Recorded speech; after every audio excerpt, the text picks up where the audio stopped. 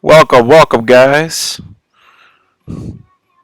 We cannot start the three branches of government without some Molly Cyrus and uh, the USA. All right, here we go. Constitution. So we're just going to do a quick look at what's actually in the Constitution. And there's a couple of things I think a lot of people don't actually know about how the Constitution breaks down the branches of government. The first is that it really only talks about the House of Reps and a Senate. In the executive, Article 2, it only talks about a president and a vice president. There's no mention of anything else, and we'll get into that, like the complicated bureaucratic system we have today in cabinets and advisors and so forth and so on. The judicial system is really only talking about the Supreme Court, a court that decides above the land, a federal court, and there's really no mention of lower courts and how that would work. And we're going to see that our country is much bigger. I think the founding fathers probably would have ever imagined 320 plus million people, very different regions of the country, very different cultures, and very different points of view on everything from government to sports teams. Let's go Blues. All right, here we go. So the system was set up with this big idea of checks and balances. And I would argue this is very uniquely American, and we're going to talk about where it comes from. So the Constitution establishes a checks and balance system. In the actual system itself, the Federalist system, checks and balances, as well as the branches of government. All the branches of the American government can check each other, and this keeps the branches' powers relatively balanced. It should, in theory, anyway. And then we'll have discussions about the Founding Fathers, and I think most political scientists would argue that there is a relatively balance, but there was definitely a clear balance or favoritism towards the legislative branch. Article 1, which even suggested that it was the first priority.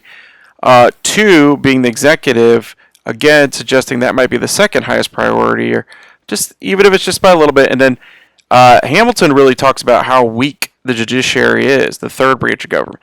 Now, I think a lot of social scientists, political science, government studies, and political analysts would say that has very much changed, especially in history too. Historians have pointed out that there's been a big switch in the powers between the executive branch and the judicial branch have really picked up power, and we could see that in everything from World War II with FDR, Franklin Delano Roosevelt, to if we go back to the Vietnam War, again, we can say Lyndon Baines Johnson had a lot of powers of the Gulf of Tonkin resolution, which really basically gave the president, and still to some degree, even though it's been retracted by Congress, there's this precedent that's been set by Vietnam where the president gets a lot of power, especially when it comes to wartime and military action, such as maybe why we're still in the war of Afghanistan, the longest war in American history.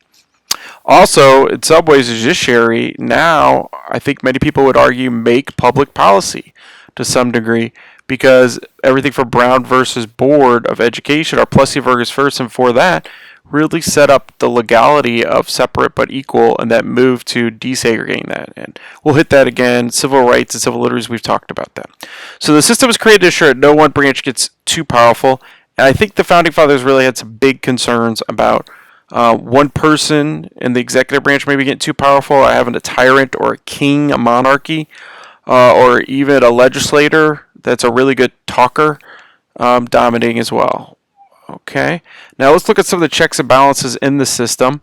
Some of the most powerful and most well-known checks and balances are the president can veto legislation. Well, that's big. The president cannot write laws. That is not true, and there's a lot of confusion there. Only the legislators, the House of Reps and the Senate, can actually write the laws.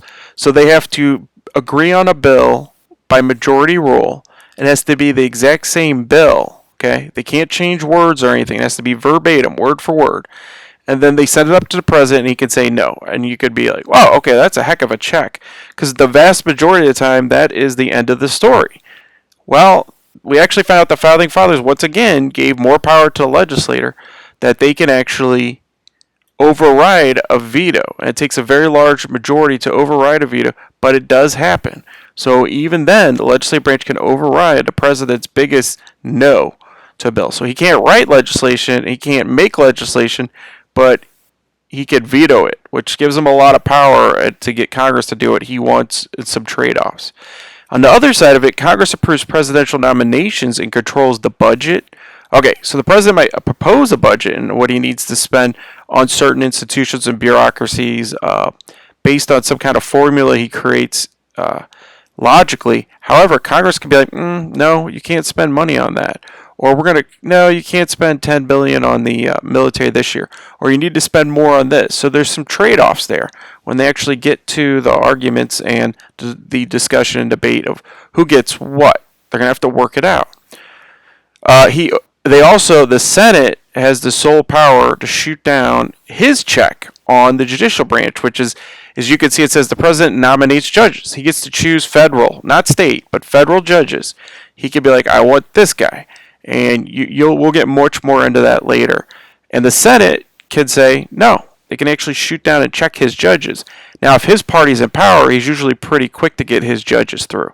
If his party's not in power, they could really slow this down. It also pushes the president, if there's a split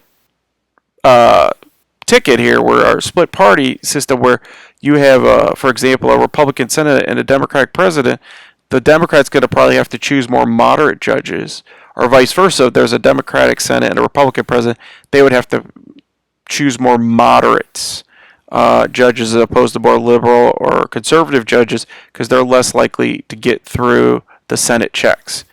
Okay?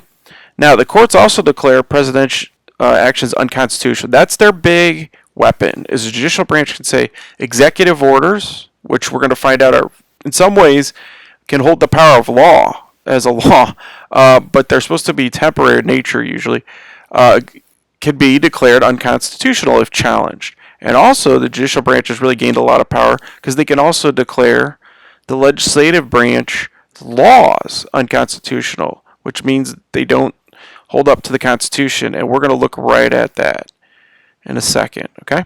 So, the paper that really changes everything, it really sets up a lot of philosophical discussion, political discussion on how to create a checks and balance system, is James Madison.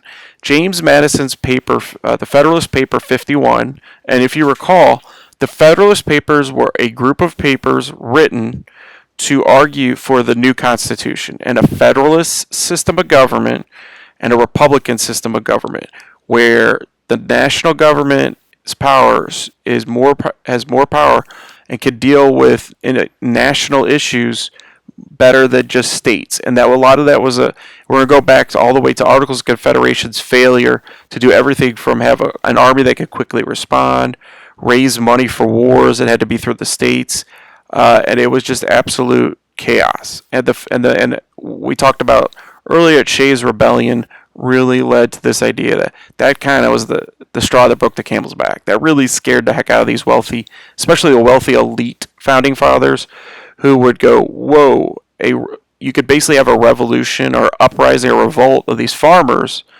and the U.S. Army really didn't exist. It would have to be stopped by like state militia.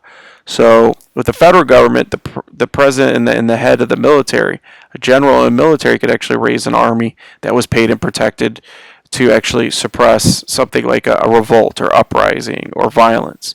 So that really motivated quite a few people. Okay, now, under this paper, he argues power should be divided between three branches of government: a judiciary, judges; a executive branch, the executors, or the president is going to execute it. We're going to find out how he does that. He can't just do it on his own now.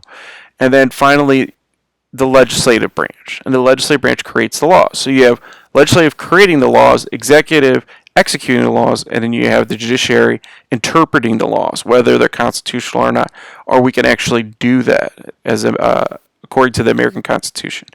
Now, this idea is not really new. Montesquieu really writes brilliantly about this subject, and we talked about him earlier in the year. It talks about these three branches, what they would function, but while he looked at the idea of checks and balances, I don't think he really went into it with a full-hearted argument on that. And you could see that today, that a lot of governments don't have a check and balance system. And parliamentary system is probably the most popular and most obvious example. So the British created a system where they actually don't have a written constitution. Parliament, it's called a parliamentary system because clearly the Parliament is the most powerful branch of government. In fact, the people don't even vote on the Prime Minister, which is like their president. He's chosen from the Parliament. So they have the power to choose the president. Pretty powerful. And also, since there's no constitution, they get to make laws, and the Prime Minister is supposed to enforce them. And if he doesn't like it or he's not doing his job well, they could destroy their government essentially and reestablish a new government and get rid of the Prime Minister. And you could see that with Brexit has caused a lot of problems in Great Britain, and they've had problems and gone through some prime ministers. And prime ministers are kind of taking some of the blame for a lot of things that maybe the Parliament itself is really responsible for. And it's also a very complicated idea. But there's also some positives and negatives of both sides. Well, we're going to get into his arguments on why the checks and balance system is he believes is much more powerful or more important for the longevity, meaning a long-lasting government. Power is divided between the nation and state government. That's federalism. That's really the essence, the big idea. They're arguing the whole paper is, hey, we can't have a confederacy. That's what, under the Articles of Confederacy, they had, which means it's a loose union of states, but the states are doing their own thing. We need a federal government, a central government, that's actually going to get things done when it comes to certain things like emergencies. So you think of something like World War II. If we can't declare war against the Japanese almost immediately, it's probably going to have more serious consequences than just the destruction of Pearl Harbor and the U.S. fleet in the Pacific. They'd probably, since the Japanese declared war, and so did the Germans very swiftly, we could have been attacked several times if we couldn't respond to that quickly in a federalist system. If we had to get all the states together, especially at that time, communication was very slow. It would be really difficult. Now, checks and balances is really Madison's biggest argument, and he's really the father of checks and balances as we know it in the world today. And actually, this is one of the things that governments that have formed democracies, they really look at. They look at Madison, and I think a lot of them really do read Federalist 51 and his arguments, and they have to decide between a parliamentary system or a unitary system where the federal government is straight down, where we have a federal system where the power is checked within itself to some degree, even by the states and the local governments. Back then, there probably wasn't too much concern with local governments. They didn't have like small municipalities like St. Louis, like Normandy, Clayton, Ladue, Creve Coeur, and all that stuff. But they did think in terms of state. Like Virginians felt like Virginia was their state, and that was more important. But this also helped us unify on a conscious level and made us think of ourselves as Americans as opposed to Virginians first or Missourians first. But also, it was much more efficient to have some kind of central government that could do something. So they were unifying, but definitely not in a unitary system like the Brits or the other countries. That a lot of European countries have parliamentary systems. But this is probably one of his biggest contributions to the political world, and a lot of American political scientists really revere this. Okay, checks and balances, his argument was to keep power from becoming too centralized. He doesn't want one person or one group of people. So even in a parliamentary system, they're very, very concerned about a tyrant, a dictator. A tyrant, again, is a person that takes power illegally. So maybe they got voted in at first, but then they start taking away the powers from the other parts of government or branches of government or offices. A dictator is somebody that basically gets elected in and then can take over and centralize power under themselves. For example, the Führer in World War II was Adolf Hitler, of course, and Benito Mussolini. And it's hard to believe, but Adolf Hitler was elected democratically, which is really concerning. Then once he got in there, he made himself the sole leader. And the fascist systems tend to be very based on this idea you have to have a dictator or a party above all. Now, an oligarchy, again, is just a small group of elite people usually ruling. They don't necessarily have to be elite in the sense of very, very wealthy, but many times they are like the Russian oligarch system where it's basically Putin is very much a dictator, but then the oligarchs, the big business wealthy guys, really have power over the country, and Putin listens to them or gives them what they want.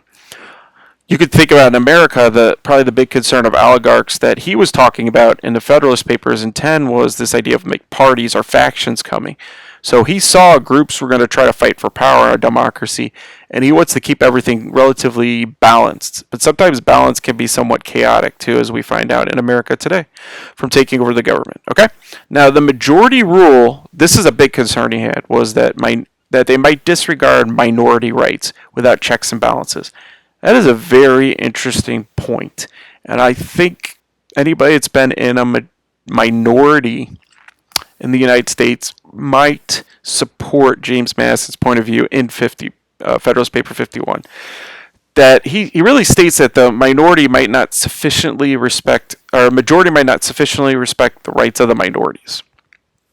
So this is a logical concern, and if you understand the history of the Founding Fathers, this idea probably really comes from the idea that Jefferson, Madison, many of the Founding Fathers, Benjamin Franklin, they really weren't of the majority when it came to religion specifically. So the big majority of the Founding Fathers, if you got them in a room, and you're at the Constitutional Convention in Philadelphia, Pennsylvania, you would see mostly white Christian males. I don't know if Madison was thinking in terms of minorities like people of color, considering the people of color at the time were mostly slaves, but he was definitely thinking in terms of religious concerns, and that's expressed in the First Amendment as well. So a lot of Founding Fathers were deists, people that didn't believe in organized religion or thought it was inherently corrupt because it's created and led by human beings, but they believed in God. They didn't want to be persecuted by the majority or dictated the Christian belief system solely. Or even atheists or agnostics, people that don't deny the existence of God, and agnostics are people that just don't know. They say, we don't know. So that is definitely some minorities. Now, we've seen how this is played out in America today. There's many more minorities today. America is much more diverse, and there's many other minority concerns, and it's everything from people that smoke cigarettes are a minority. And do they have rights as cigarette smokers? And we have to ask these questions to people of different ethnic groups or religious groups. Even if it's a very small religious group, and you can think of like Jewish people. Jewish Americans are still only a few million people, or Indigenous Americans are just a few million people. Would the majority just kind of walk over their rights and their points of view unless there's some protections, some kind of checks and balance system where they have some say, was his argument. Now, each branch's opinion should be mostly independent, okay? So they should probably do their own thing in terms of having their points of view, but they also need to follow the Constitution. So the president needs to execute what the legislative branch wrote as laws unless it's unconstitutional, and he doesn't need to decide that. He would take that to the Supreme Court, and they would say it's unconstitutional. We later find out that's how it works now. Believe that the legislative branch was the most powerful. He does argue the legislative branch is the most powerful. I think most of you guys probably agree. I'd rather be on the legislative branch side of things and making the laws as opposed to the guy that is just executing them. It's like a police officer versus the mayor or the county council in the county, or you have the alderman in the city of St. Louis. So think about it. Would you rather the person going around making laws and trying to better things, and the police officers is really just trying to enforce it? And the mayor is really mostly the enforcer, but they actually have more power in some ways than the president does of making laws, because they have a lot more freedom in a lot of cities than they would as the president under the Constitution. Okay, so let's look at some other ideas. One of the strongest arguments in favor of the Constitution is he really sees that the Constitution is a written document. That's what's very unique about the Constitution. When I said earlier that the British parliamentary system doesn't have a Constitution, I really just mean they don't have an actual written document that is complicated, or there's some kind of hoops they have to jump through to alter, to change things. So in America, you have to actually amend the Constitution, which we've talked about. It's pretty difficult. It's only happened 27 times. We might see our 28th time when the Equal Rights Amendment, if it ever gets passed, and that was stopped actually for the last, since the 70s. You're talking over 40 years. It's been kind of held up, and there's been a lot of minority groups fought against that.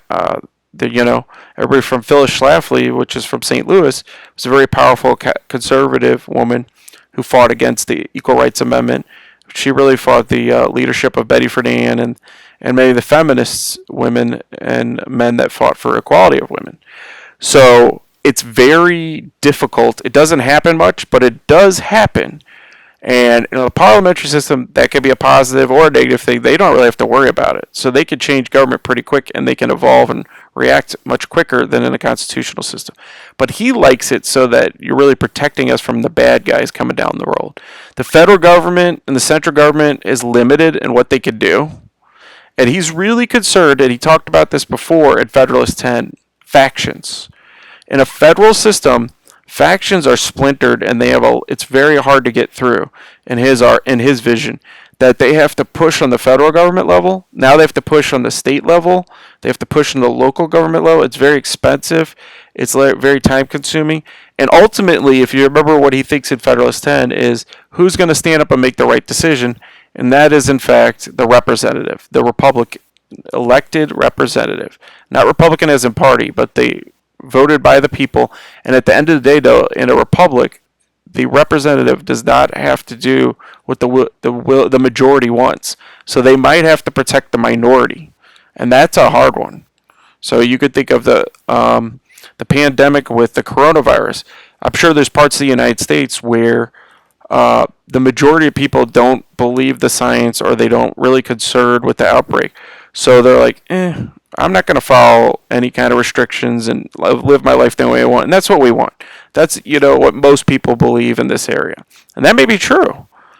But that's when he would argue, well, the representatives would actually have federal laws or state laws. They themselves would be like, no. We have to make some laws and send money and try to prevent you guys from spreading the disease to other people. And it's a real safety issue. But it can also cause a lot of issues because it's very hard for the federal government in this system to make orders that are just top down like a unitary system and get things done. It can actually make it very complicated, and there's a lot of things like regionalism, like the South might deal with it different than the Northeast. Have we seen the Midwest is kind of split, and then the West Coast is much more strict on things, and it gets very, very complicated very, very quickly. Okay, there needs to be an extra level of control above the heads of the will of the people. So he likes people, and he cares about people, but at the end of the day, I'm not sure he trusts everything about the will of the people. This is not a new idea. The great architects of democracy are the Greeks, the Athenians. I know you guys know I'm Athenian Greek, and their concern was that we see in, for example, Plato's Republic, Socrates is kind of this puppet master, that people are very easily manipulated. So if you have a very charismatic speaker or entertainer, somebody that's really good, showman or woman, we never had a woman president yet though, they might be able to sell people and believing and just telling them what they want to hear, reinforcing what we've talked about, their bias. And most people believe this, I'm just going to say that so that they vote me in. And once I get in there, I can use the government to my own benefit or to benefit myself financially or my family or whatever. Okay. He's very concerned about that. He's also concerned that the British would maybe somehow, even if we win the Revolutionary War, the Brits might come back, which in some ways they did, try to come back into take over America again, or they might interfere with our elections. Other countries might interfere with our elections, like the British or the French at that time. And they might spend money or manipulate things to get a pro-British or pro-French president or leaders, and also manipulate the people themselves and send propaganda. And maybe his concerns are pretty valid. We deal with these concerns still today. We still receive Russian propaganda on social networking. And people get all wound up and argue over these very minute issues. And a lot of times we don't even know where the information's coming from. And it might be coming from foreign entities that are trying to get us to be in discourse and arguing and not working together and just showing you how silly democracy really is. So he said, look, you got to have a government that's going to make the decisions at the end of the day that are the best for everybody. And sometimes protecting minorities is more important than the majority's point of view. And that's a scary one to think about. how insightful he was in some ways and how relevant that's been today. Okay, government needs to be stable and persistent throughout turbulent times and bad leaders. So this is another argument for the Constitution, checks and balance system. Um, I hate to say it, but one of the biggest consequences of checks and balance system is nothing really gets done. And I think a lot of political scientists and a lot of constitutional, experts would say, yeah, that's kind of how it's set up. It's not really set up so there could be huge changes in the government overnight in America. On the other side of it, people don't care for that. Probably most people want to see action now. They want the government to come in and they want to elect somebody new, and they want it to change overnight. And what's very hard to see, I think, unless somebody really goes into social sciences and really studies history and political science and realize that we do change relatively quick. But a lifetime to me is not a very big measure of anything. So hopefully I make it into my 80s, but 80 years in terms of history and political science is nothing. It's basically a blink of an eye. And history itself, humans are 10 million years. Civilizations are probably at least 5, maybe more. That's not very long. 5,000 years, we've done a lot of rapid change. And change seems to be very slow to the human's perception. But in reality, in the big context of the world, it changes very quick within human beings. Think about it, in less than 200 years, because of the modern revolution, we've done everything from increased populations to from a billion, which took us all of humanity up until 1800, to now 7 billion, going to 8 billion. You just keep going in 200 years. And now we can drink clean water and eat food, but also there's a lot more pollution because of the Industrial Revolution. So we have to think things are almost overnight. We just don't see it in our own terms because we're human beings.